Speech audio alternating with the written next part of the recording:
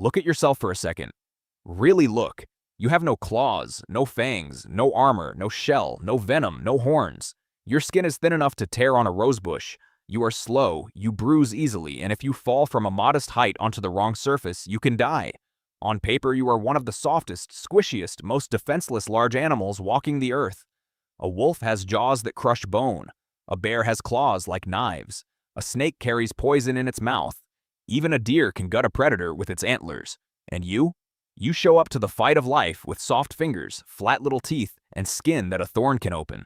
If an alien watched all the animals of Earth line up and had to bet on which one would end up ruling the entire planet, you would be close to the very last creature it would ever choose. And yet, humans are shockingly, almost unreasonably, hard to kill. We survive things that should absolutely be the end of us. People walk away from car crashes that fold steel like paper. People survive falls from airplanes.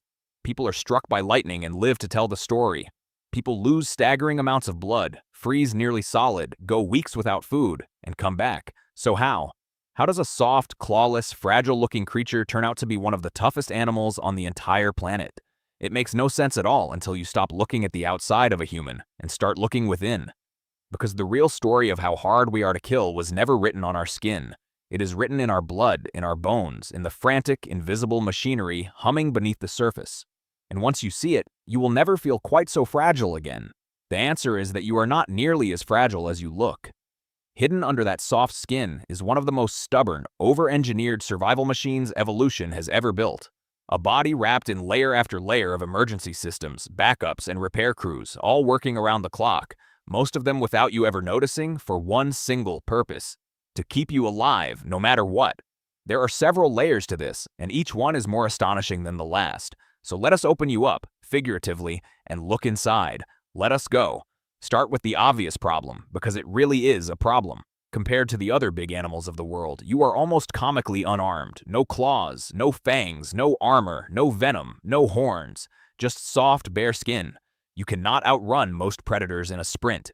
You cannot climb as well as an ape. You cannot fight off a big cat with your bare hands. By every measure that decides who eats whom out in the wild, you look like an easy meal. And for a long, dangerous stretch of our history, we were exactly that.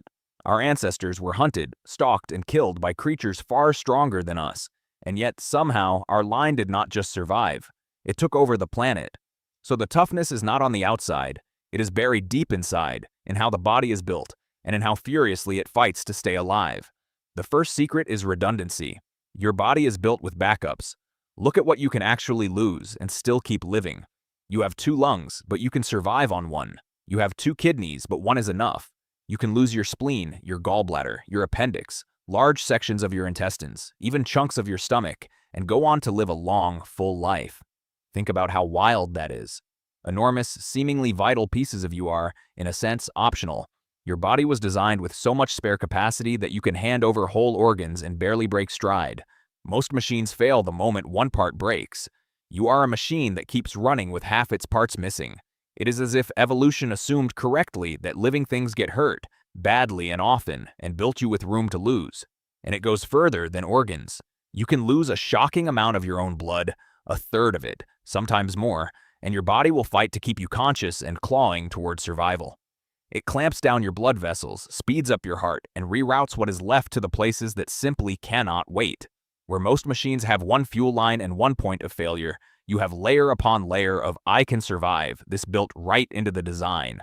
The second secret is that you can repair yourself, in ways that still feel like science fiction. Cut your skin, and within minutes, a wound that could have let your life leak out begins sealing itself. Break a bone, and your body does not just glue it back together. It grows fresh living bone across the gap, and often the healed spot ends up stronger than it was before. Lose blood, and your body starts manufacturing more, millions of new cells at a time. And the crown jewel of this is your liver. Your liver can lose a huge portion of itself and simply grow back, regenerate, regrow to nearly its full size, like something out of an ancient myth. Very few parts of you can do that so dramatically, but the fact that any organ can regrow at all tells you something profound. Your body does not see damage as final. It sees damage as a problem to be fixed. And it gets to work, immediately, without waiting for your permission. And it does this constantly, not only after big injuries. Right now, as you listen, you are quietly replacing yourself. Old skin flaking away and being rebuilt. The lining of your gut renewing every few days. Millions of blood cells retired and remade every single second. You are not a fixed object. You are a river of repair, endlessly tearing down the worn-out parts of yourself and building them fresh, so that damage almost never gets the chance to add up. And here's the part that should genuinely amaze you. Your body does not just repair damage. In the right doses, it grows stronger because of it. Stress a muscle, tear it slightly through hard use, and it rebuilds itself bigger and more powerful than before. Load a bone, and it lays down more material to bear the strain. Face a mild challenge, and your body adapts, upgrades, and comes back tougher. Almost nothing else we build works like this. A car does not get stronger the more you drive it, but you do. You are a machine that improves under pressure, that turns hardship itself into strength. That is not fragility. That is the exact opposite of fragility. But healing takes time, and some injuries do not give you time. So your body has an emergency response so fast and so clever it borders on the miraculous. The moment you start to bleed, a chain reaction fires off inside you instantly. Cells rush to the wound and stick together. Chemical signals cascade, one triggering the next, building an invisible net that traps your blood and plugs the hole. In seconds, a leak that could drain your life begins to seal, all on its own, before you have even finished saying, ouch. This clotting system is so finely tuned, it is genuinely hard to believe it evolved by accident, step by step, over millions of years. Too little clotting, and a small cut could kill you. Too much, and your blood would turn to sludge and stop your heart. Your body walks that razor-thin line perfectly, every single second, in every vessel, without you ever thinking about it once. Snakes and spiders even evolved venoms designed specifically to break this system, to stop your blood from clotting so their prey bleeds out. That is how valuable your clotting really is. It is worth attacking. And yet, for most of you, most of the time, it simply works, silently, sealing 1,000 tiny injuries you never even knew you had. And when things get truly bad, your body has a final gear, an emergency mode that can turn an ordinary person into something almost superhuman for a few desperate minutes. It is driven by adrenaline, and it rewrites your whole body in an instant. Your heart pounds, your pain fades, your muscles flood with fuel, your senses sharpen, blood rushes to where it is needed. This is the mode that lets people perform impossible feats in a crisis. People have lifted crushing weights off trapped loved ones. People have kept running, kept fighting, kept dragging themselves to safety on shattered legs, feeling almost no pain because their body decided that right now, survival matters more than agony. Your body will literally switch off your pain to keep you moving. And if the damage is severe enough, it will pull your blood inward, away from your skin and limbs to protect the only things that truly cannot wait, your heart and your brain. And your relationship with pain is stranger than you think. Pain is not weakness. Pain is information, an alarm system telling you exactly what to protect. But your body also knows that in a true emergency, an alarm can get you killed. So it can dial that alarm down, or switch it off entirely, letting you keep walking on a broken leg, keep fighting through a wound, keep dragging yourself towards safety long after your body should have quit. Soldiers have kept fighting without even noticing terrible injuries. Accident survivors have walked for miles on bones that should never have held their weight. When it truly matters, your body will happily trade agony for one more chance to live.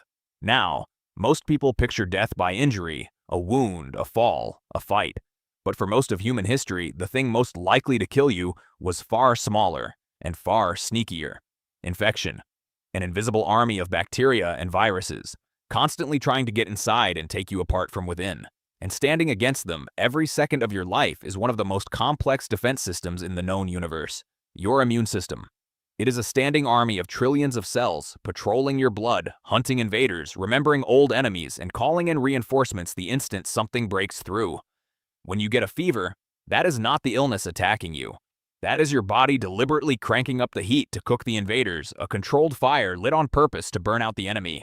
When a wound swells, red and hot and angry, that is not failure. That is your defenses flooding the area, sealing it off, and going to war.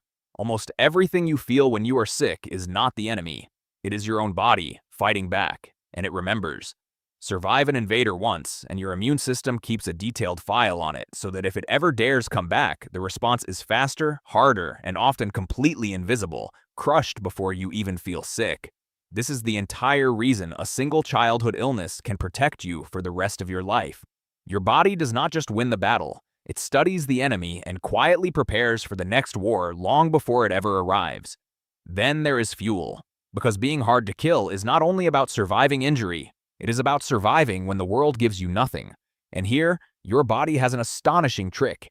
It carries its own emergency supplies.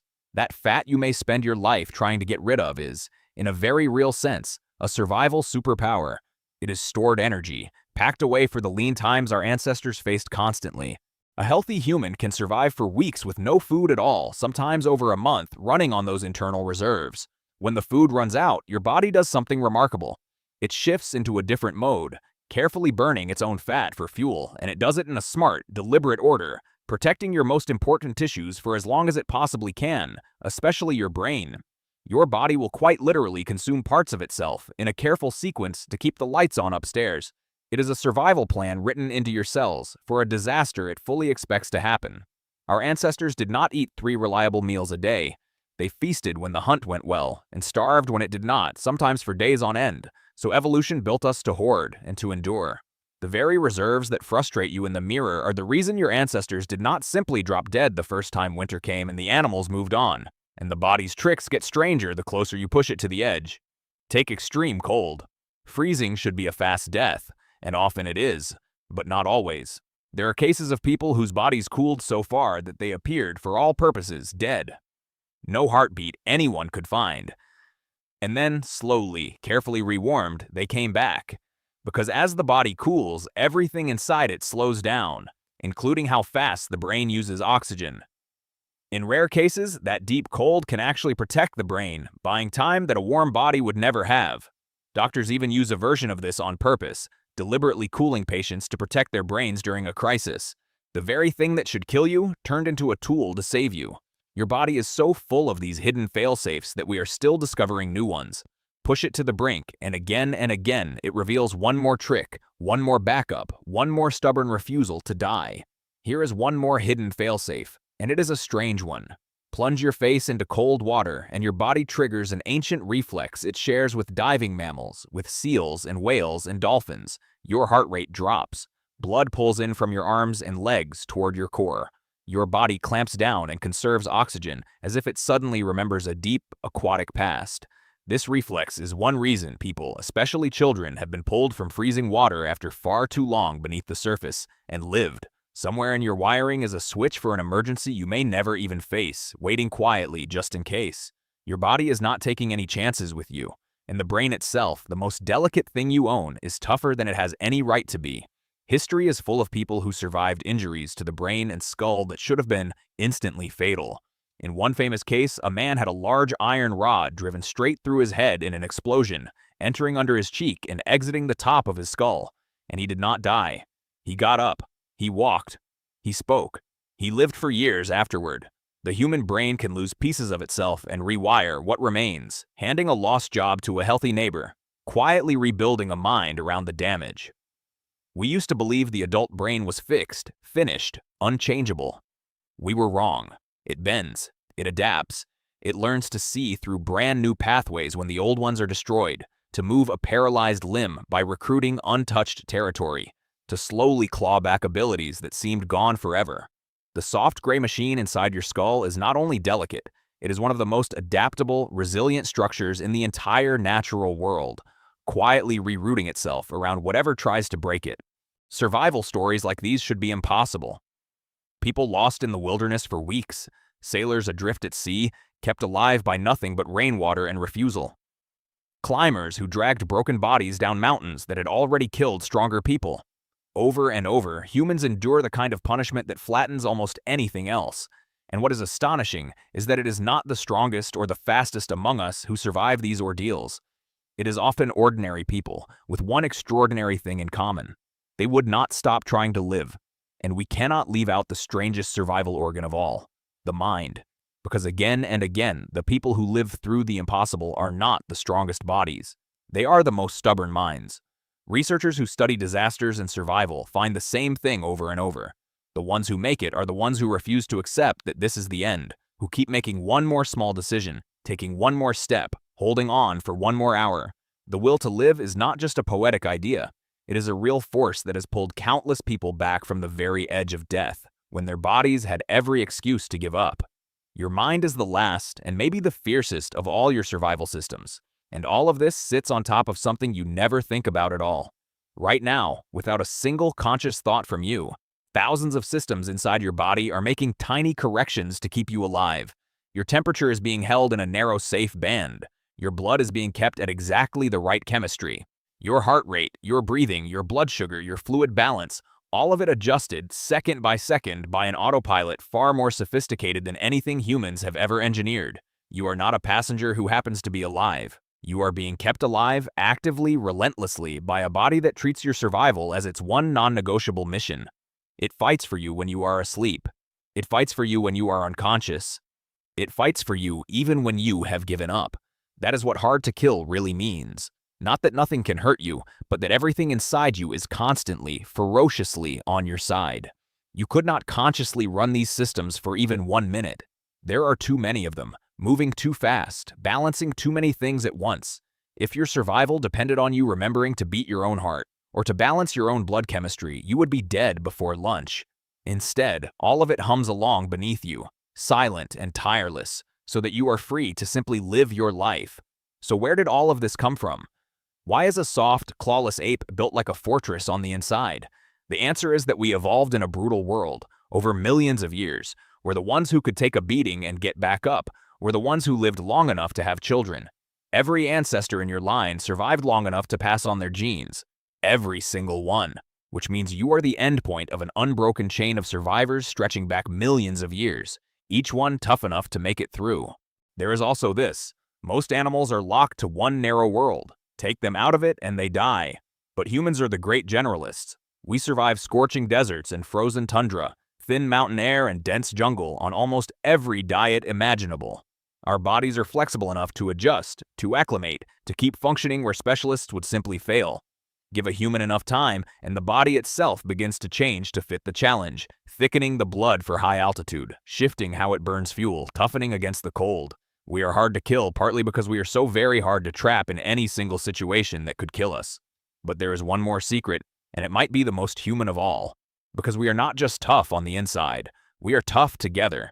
Humans survive things other animals cannot, because when one of us is hurt, the others do not abandon them. We carry the wounded, we feed the sick, we tend injuries, share food, and keep the helpless alive until they can stand again. Archaeologists have found ancient skeletons with terrible injuries, broken bones, lost limbs, wounds that would have made a person helpless for months, that healed. And a healed injury like that tells a story words never could. It means that when this person could not hunt, could not gather, could not care for themselves at all, someone else did it for them. Someone shared their food. Someone kept them warm, for long enough that the bone could knit back together. Our toughness was never just in our bodies. Half of it lived in each other. That is a kind of toughness no lone animal can ever have.